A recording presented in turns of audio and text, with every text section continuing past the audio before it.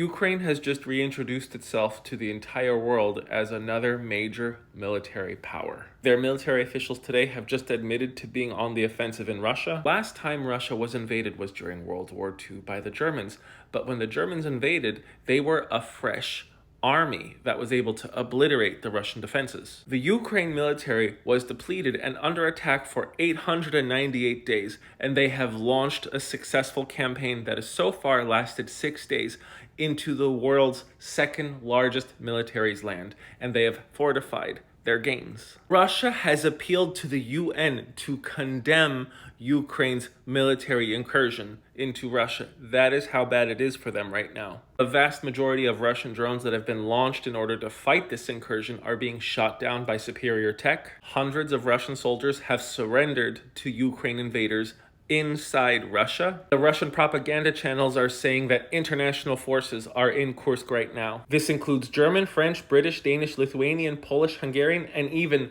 Roman Empire special forces. So the Russian bots haven't only gone into overtime, they have gone into anachronism. And keep in mind, it doesn't look like the Ukrainian troops have stopped advancing. So far, they're 30 kilometers deep into Russia as of yesterday's report. Russia pledges a tough response to the Ukraine border strikes. They're about 6 days late. We may be witnessing the slow collapse of the Russian state as we speak. This map has started circulating around X, formerly known as Twitter, and it is becoming more relevant by the second. Russia is surrounded by countries that they once occupied or stole territory from, like China and Iran. The head of Russia's central bank has said that the economy has been overheating and they are looking at a 2009 style correction. Portions of Russian land that Ukraine has seized actually contain a natural gas pipeline that goes into some European countries. For the past 4 months, oil depots and refineries have been getting destroyed by Ukraine drones, which means that Russia's ability to export its energy, which funds their war, is being constricted. If the Russian military cannot generate enough overwhelming force to reclaim land that was taken by Ukraine,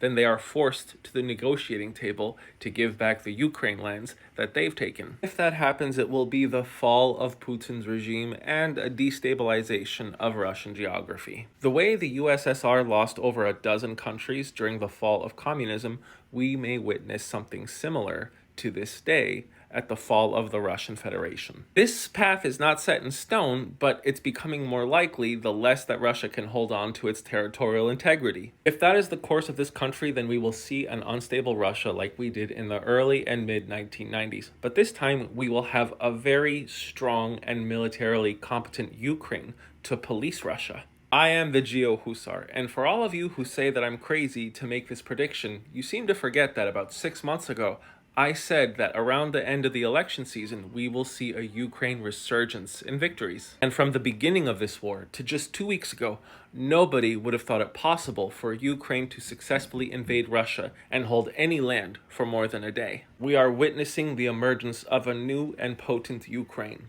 Thanks for watching.